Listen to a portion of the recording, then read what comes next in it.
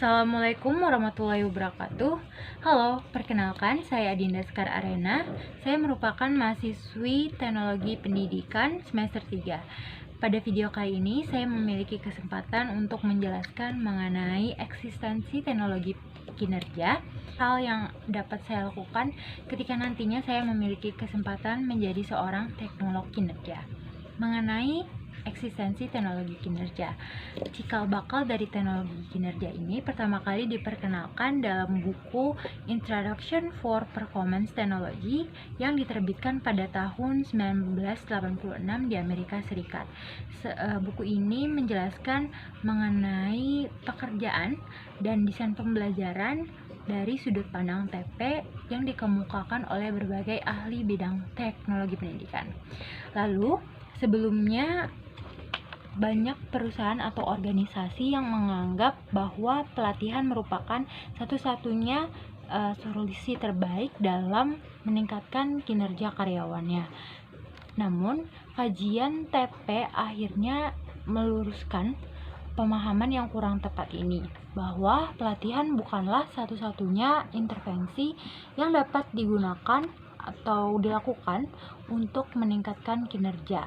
Banyak cara lain lebih tepat untuk dilakukan oleh suatu organisasi dalam melakukan upaya peningkatan kinerjanya. Secara garis besar, teknologi kinerja dapat dirumuskan dari aspek pekerjaan dan desain pembelajaran yang dengan rinciannya dapat dijabarkan sebagai berikut. Yang pertama, terdapat analisis kebutuhan, lalu analisis tugas, serta yang terakhir adalah lingkungan kerja. Menurut Rowlensky, teknologi kinerja merupakan bagian dari pertumbuhan teknologi pendidikan yang merambah ke dunia industri dan bisnis. Hal itu juga dapat kita lihat dari bermunculnya berbagai produk belajar seperti pembelajaran yang berbasis kompetensi, lalu juga ada produk modul pelatihan serta pembelajaran. Produk-produk tersebut merupakan salah satu penerapan dari teknologi pembelajaran dalam suatu organisasi. Lantas, mengenai belajar dalam suatu organisasi merupakan suatu solusi dalam menyelesaikan atau mengatasi masalah kinerja karyawan. Pembelajaran yang dilakukan dalam organisasi diperuntukkan untuk mengatasi kesenjangan kinerja yang ada dalam suatu organisasi tersebut. Namun, pembelajaran tersebut tidak hanya berbentuk pelatihan, tetapi terdapat berbagai upaya atau teknik lainnya yang dapat digunakan seperti pembimbingan, coaching, counseling, dan mentoring, dan berbagai intervensi solusi lainnya selain pelatihan. Oleh karena itu, perlu adanya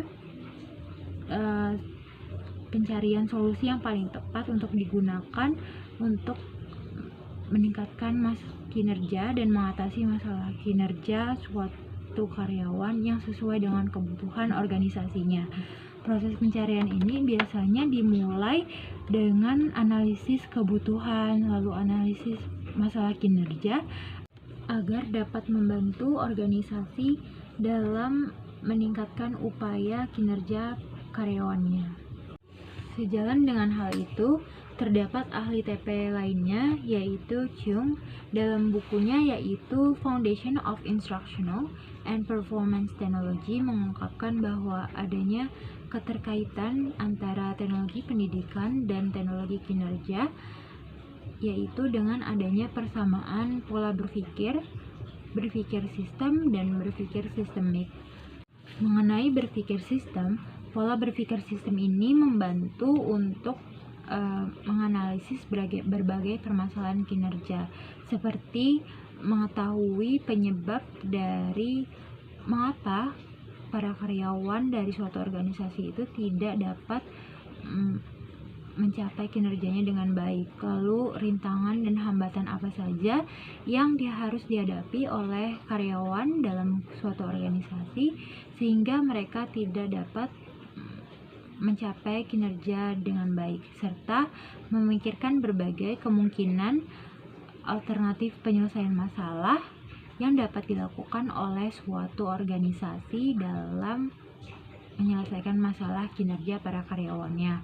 Hal tersebut biasa kita kenal dengan analisis kebutuhan. Analisis kebutuhan ini biasanya dilakukan sebelum melakukan upaya perbaikan dan peningkatan kinerja.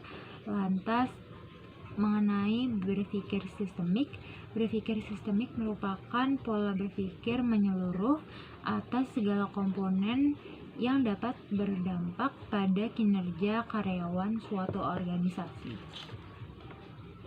Berpikir sistemik ini membantu untuk lebih dapat menganalisis berbagai permasalahan yang harus dihadapi dan perlu diselesaikan dalam peningkatan kinerja karyawan suatu organisasi. Dalam teknologi kinerja, model desain pembelajaran yang paling umum dapat dilakukan adalah EDI. Dengan menggunakan EDI, teknolog kinerja dapat dengan lebih mudah menganalisis permasalahan hingga mengevaluasi kinerja atau program kinerja yang dilakukan dengan lebih mudah. Untuk kesimpulannya, seorang teknolog kinerja dalam melakukan upaya peningkatan kinerja tidaklah terbatas pada pelatihan, tetapi mereka melakukan berbagai intervensi yang telah dianalisis sebelumnya dan diputuskan bahwa intervensi tersebut merupakan hal yang paling tepat untuk dilakukan sesuai dengan kebutuhan dan masalah kinerja dalam suatu organisasi.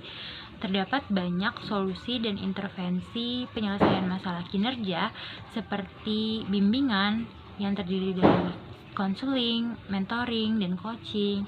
Lalu ada juga berbagai produk dari kinerja seperti modul pelatihan yang dapat digunakan untuk penyelesaian masalah kinerja dan upaya peningkatan masalah kinerja. Terakhir, jika saya menjadi seorang teknolog kinerja, tentunya saya akan menerapkan prinsip-prinsip yang telah saya jelaskan sebelumnya, yaitu pola pemikiran sistemis dan sistem berpikir sistem. Dengan menerapkan pola berpikir seperti itu, saya tentunya akan lebih mudah dalam menemukan akar permasalahan dari setiap masalah kinerja yang perlu saya carikan intervensi penyelesaian masalah. Sebagai contoh, yaitu saya dan tim menemukan masalah kinerja guru-guru saat ini kurang akrab dengan teknologi website yang dapat membantu untuk membuat media presentasi menjadi lebih menarik dan interaktif, seperti yang saat ini umum digunakan layaknya Canva dan lain-lain. Namun karena adanya keterbatasan pengetahuan dan keterbiasaan oleh generasi yang sudah lebih senior, mereka pada umumnya tidak terlalu terbiasa menggunakan aplikasi website seperti itu. Jadi yang harus dilakukan oleh tim saya menyediakan beberapa alternatif intervensi seperti mungkin pelatihan, bimbingan, ada juga pembuatan job aid seperti buku petunjuk penggunaan dan lain-lain. Hal itu akan diputuskan dengan terlebih dahulu menganalisis permasalahan, lalu membuat keputusan intervensi mana yang paling tepat untuk dilakukan hingga proses evaluasi dan hingga kita akhirnya tahu apakah kegiatan tersebut dapat berhasil mencapai tujuan kinerjanya atau tidak dan lain-lain. Sekian dari saya, kurang lebihnya mohon maaf. Wassalamualaikum warahmatullahi wabarakatuh. Terima kasih telah menonton.